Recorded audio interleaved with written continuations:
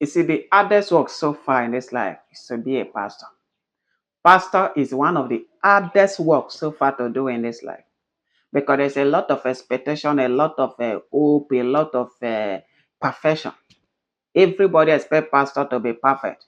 Everybody expect pastor not to fall into temptation. Everybody expect pastor not to make mistake or not to fall into temptation. But I tell you that they are human beings like us. Most of the pastors you see that are doing one or two things that is ungodly, some of them started genuinely. Some of them started genuinely. But you see, in this our world, the pressure is too much. The pressure is too much. The pressure to become, the pressure to amount to something is too much.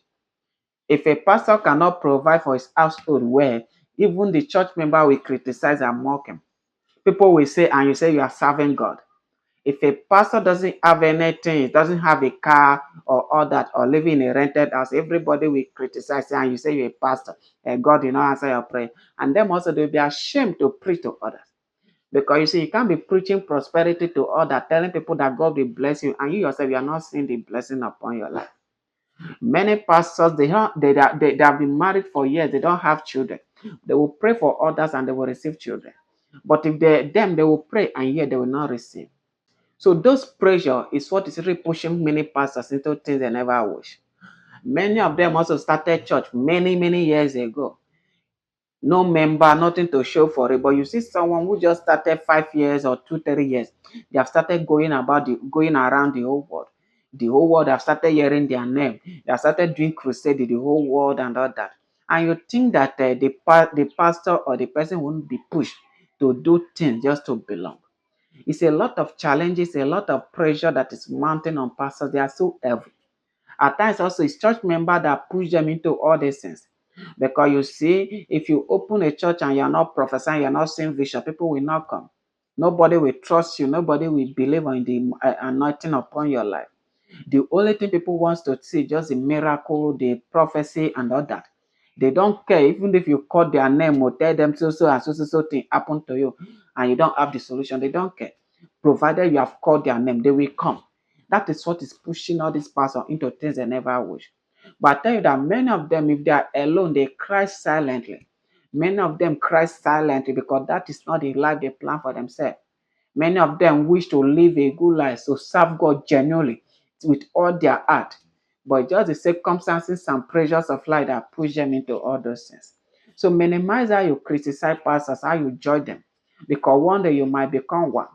Many of them who are pastors today, they never wish to be or pray for it. God just pick them from the work they are doing or from where they are and make them a pastor. So minimize how you criticize them because they have blood flowing inside them. They are human beings. At times also you see many ladies flocking around them, daddy, that, this and that, and you don't know that you are tempting them.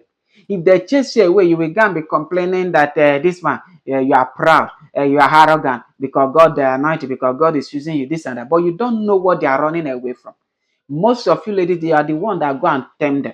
You are the one that tempt them. Always push yourself. Always want to go and see them. Want to see my pastor. Come and pray for me. Every time you want to go. I remember when I went to work in one church in Lagos here. The lady that came for counseling, they almost see the kind of shotgun where that girl was wearing.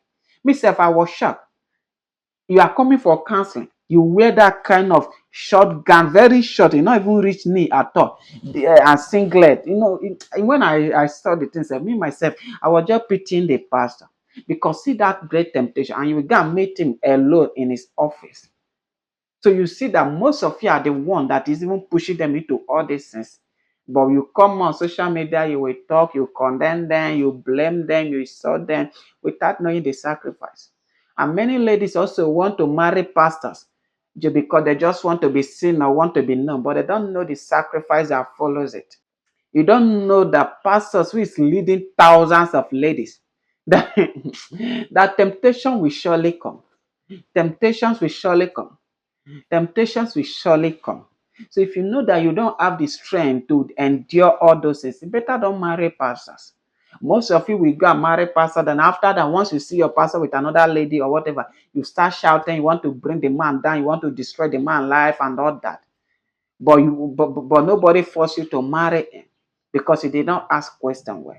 So I tell you that all the pastors you are seeing today, all of them started genuinely. All of them have the love of God, the love of humanity. All of them love God genuinely.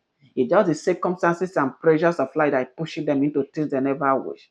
Because you don't know what it is to be a pastor leading thousands of people, and yet you can't provide for your children. You can't send your children into good schools, and your members are sending their children into good schools. You don't know the pressure, the pressure mounting on them. Everybody want to receive miracle from pastors. Everybody want pastor to pray for them. And if pastor pray and they did not receive miracle, they will not come to that church again. If pastor pray and they did not receive healing, they will not come to that church again.